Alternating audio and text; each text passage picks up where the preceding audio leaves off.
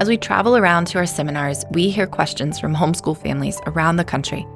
A few questions that often rise to the surface are including dads in reading aloud, occupying littles while you homeschool older ones, and managing screens as kids get older. Today, we're diving into these questions in this episode. You're listening to the Homeschool Made Simple podcast. This is a podcast to help you homeschool simply, inexpensively, and enjoyably.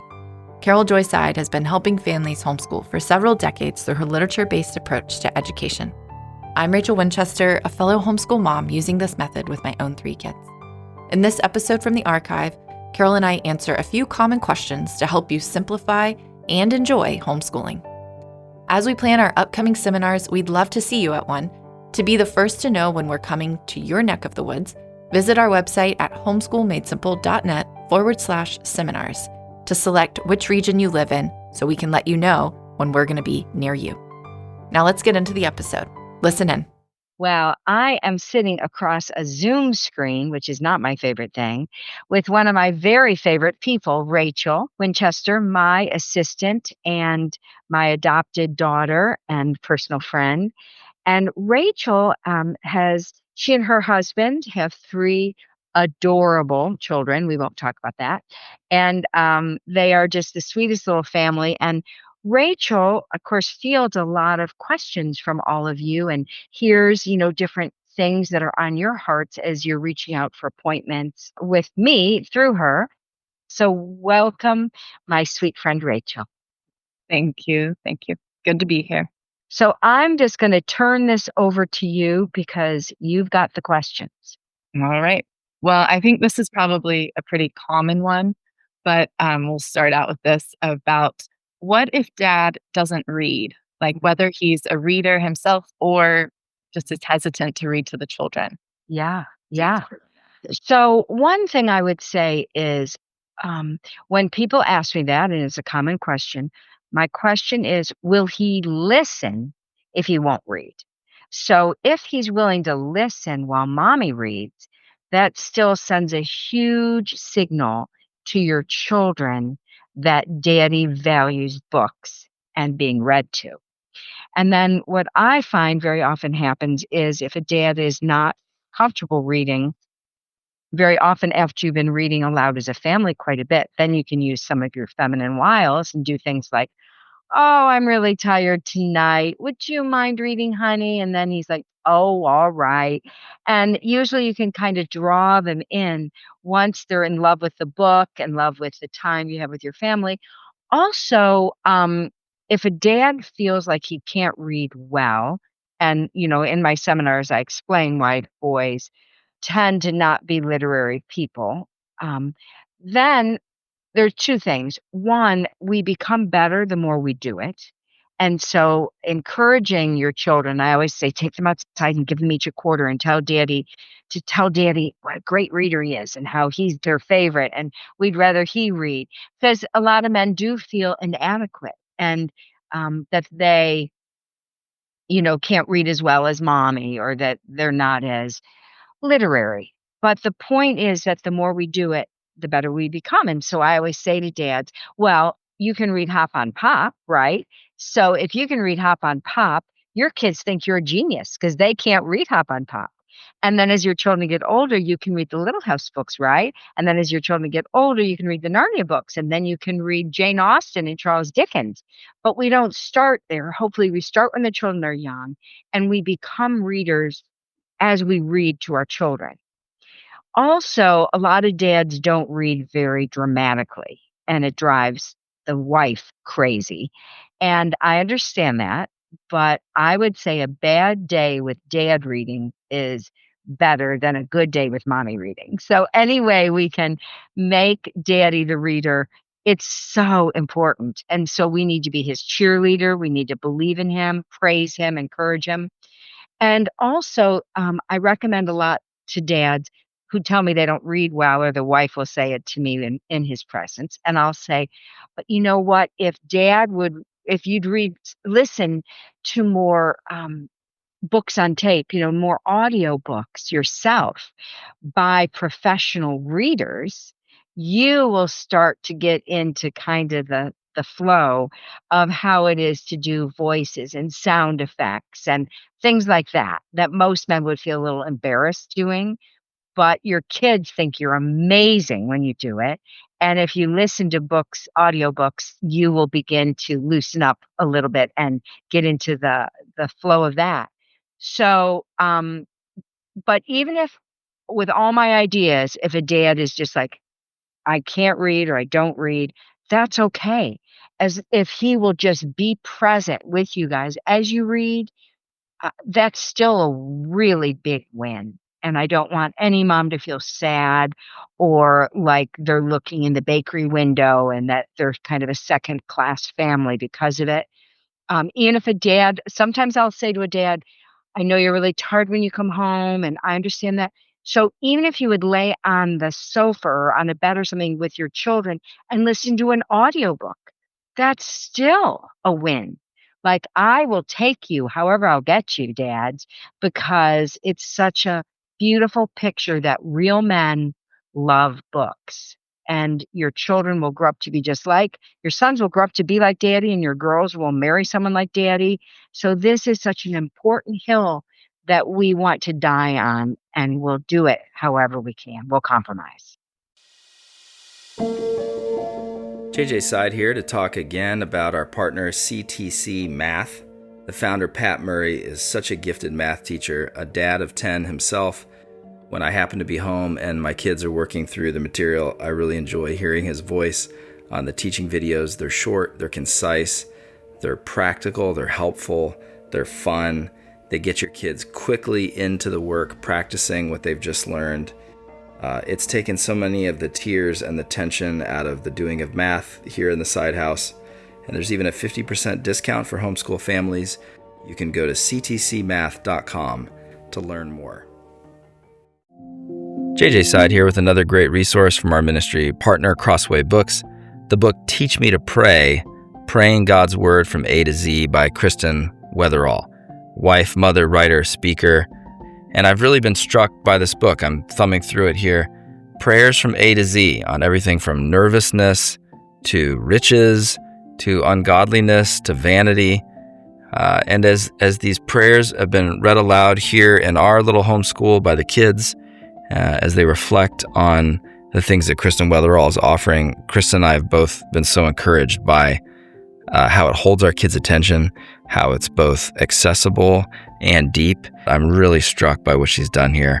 I think it's very, very rich.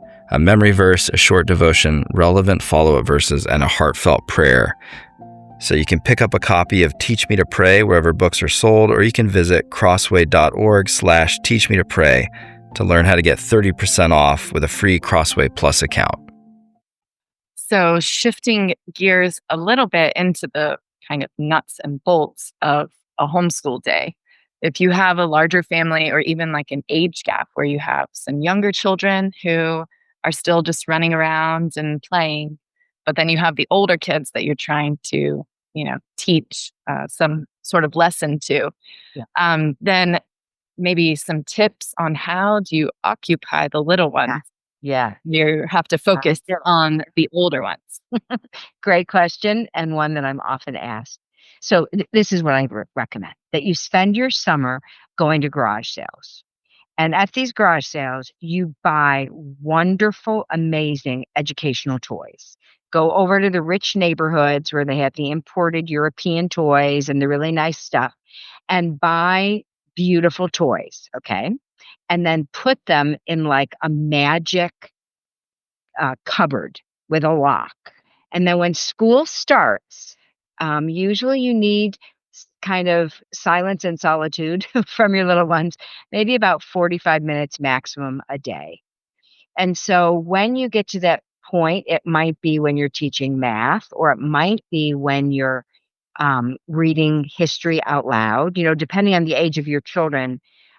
The little ones that are really disruptive versus ones that could probably be with you when you're reading out loud, but they're not going to sit with you during math. So, this is more of a consulting, thing where we talk about the details, but speak in generalities. The key is you need to have this magical kingdom that they're going to enter into for that, say, 45-minute space. And when that happens, you say to your littles, it's time for your amazing school toys. And you open up the locked cabinet or a cabinet they can't reach, and you pull out a toy that they have not seen in at least 2 weeks. And you bring that toy down and you say, this is your school toy. And then they get to play with that toy, but it has high, high interest because they never get it any other time and they haven't seen it in a long time. And that usually buys you some pretty good space. Another option is gating. You can gate your children in with you so they don't flush $100 bills down toilets, or you can gate your children away from you, like in their own bedroom or in a playroom or something where you know they're safe, or maybe you can see them, but there's some distance. And so the noise level is a little, lessened. Another thing that works really well in keeping younger children occupied while older children and you are trying to focus is food. So, a very good thing to do, like a child who is in a high chair, that's another amazing period of life. And children don't stay in high chairs forever, but when they are and when they will, you are living the dream. And so at that point, you take little tiny pieces of food, like little organic frozen peas or little pieces of chicken or cheese or whatever it is that your children would really think was fun. And you take one little pea and you sit the child next to you as you're reading or teaching or something, and you put that on their high chair and you leave it there. And then you take a little piece of cheese and then after they've popped the pea in, now they have the little cheese. Now you take a little piece of carrot or, whatever it is, and you're just giving them one thing at a time. So you're occupying those little fingers, their eye-hand coordination, their small motor control, and they think it's kind of a fun game to get that little tiny piece of whatever you just gave them into your mouth, and they don't get another one until that one's gone. So that's like a little silent game that a mommy or daddy can be playing with their child while they're teaching or reading or overseeing math. Another thing is giving children foods to dip. So Dr. Sears taught me this. So he's like, you make a little dip, maybe some yogurt and little maybe natural mayonnaise and little dill or whatever, and you make a little tiny bowl, and then you give children little things, little strips of vegetables or things like that, and that again is like such a fun activity for them with their eye-hand coordination, and it keeps them very occupied and fascinated. So, and then just having a meal where the children, even your older children, can be eating, but your youngers are in like a high chair or a booster seat where they're contained. And again, they're eating and you're reading, or you're doing something that really requires everyone to be safe and contained. So some moms do Bible in the morning while their kids are eating breakfast, for example. And that way everyone's hearing it and the littles are not burning the house down, and they're occupied. They're eating their favorite granola, and today we're having blueberries. Yes! And so they're excited about what they're eating, and you can get a lot done while they're doing that. So those are some ideas. And then the last idea, of course, is depending on the situation of your yard. If you have a gated, fenced yard, that is the absolute best, because then your children are meeting another huge qualification that I give, which is they're playing outside, hopefully 4 to 5 hours a day. So if you can lock them outside and wave through the window, and you know that they're safe, or you can keep your eye on them through the dining room, door or whatever, that's another great way to divide and conquer. And again, buying things at garage sales, outdoor equipment that would really hold their interest, water play, sand play, construction materials, scrap lumber, tools.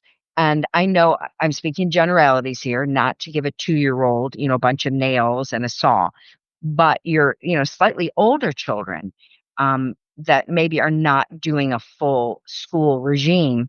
Maybe they're just in for Bible and maybe they come back in for history with read aloud. But when you're doing math and stuff like that, they're outside. Those kids can be part of a lot. Like we gave our son, Dr. Moore used to say, buy them tools, not toys. And so we got him a real set of tools when he was quite young. And I would say he was maybe 6 years old, something like that, and taught him how to use them. And he would be outside on the grass. We lived in California, so it was a year-round thing that he could do at that point.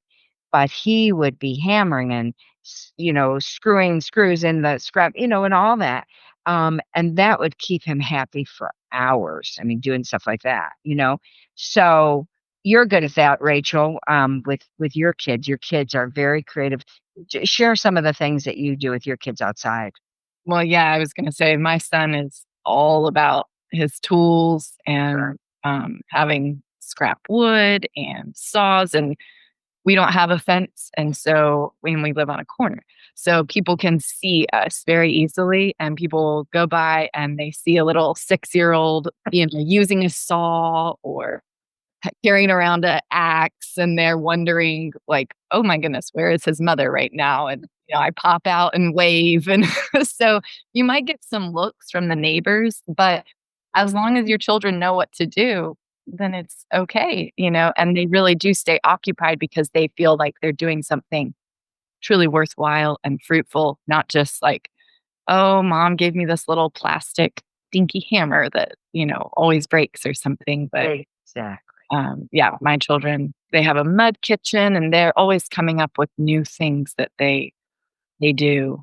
For cooking and baking with mud. Yeah. Yes. Yes, exactly. Painting with mud. They Yeah. have recently done that. So, Mm, it's amazing what they come up with. yes.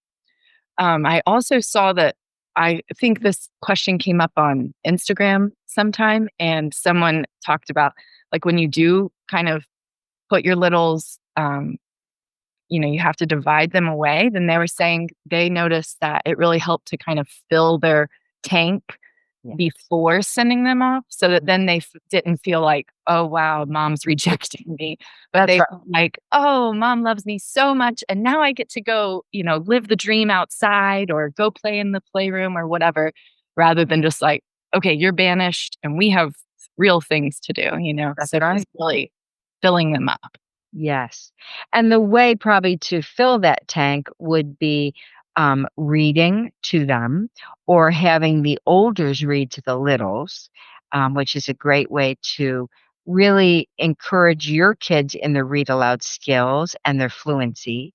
Because the way we become fluent is reading lots of easy books. And so we don't read hard books to become fluent. We read lots of easy books to become fluent. And the best way to do that is reading to a younger brother or sister. So it also is the ultimate bonding experience to read to a child because they're annoying and obnoxious, I know. But when you're reading to them, they're sweet as can be. It's like looking at your children when they're sleeping. No matter what you've lived through in the day, they look so darling when they're sleeping. And in the same way, reading to a child really endears you to the child you're reading to. That's very true. So speaking of older children, how do I keep my middle schooler engaged in books and not the internet? How do I keep my middle child? Is that what she's what? Middle schooler, like maybe a preteen middle schooler. So maybe they're kind of in that middle childhood or older childhood, but not quite a teenager or something. And Mhm, how do you keep them into books and not in the internet? mhm. If they might have more access to being online or to screens or something at that age. Yeah. Well, I personally would say I don't see any reason for them to be online unless they're doing a typing course. So I think the longer you can keep a child away from the electronic world, the better. So I really think that is probably the most important thing you can do if you want your child to be intelligent and you want them to be godly and innocent is no screens. and we don't use screens for school. I know there are some curriculum that require that. I might allow a child to do a math curriculum if they're just really, really struggling with the things that I recommend and they're not able to use those for some reason. And, I take every family as a separate case. I'm not legalistic about, but other than that, you don't need screens for school. Around 8th grade is a great time to learn to type. And so that I would, but always the screen is in a public area. There are no screens in the bedroom ever, ever, ever. And hopefully we use the philosophy that the last child to get a phone wins. And so, and if you do give a child a phone, I know in our landline-less homes, you might have a child who's a preteen, 14, 13, whatever. That's not preteen, but whatever, who's babysitting, and there's no phone in your house. And so I would rather that you get a flip phone that only allows you to text and call, and make that the family phone. And so if you have a group of teenagers, preteens, that kind of thing, until someone's driving, I just don't think they need a phone. And so, but have a family phone so that if a child is babysitting or they're going for a walk alone in the neighborhood and you're nervous about it, then they can take the family phone, but they cannot access the internet is the point. So I think it's very important to be parental and just keep reminding yourself and ask yourself the same question: who's running the asylum?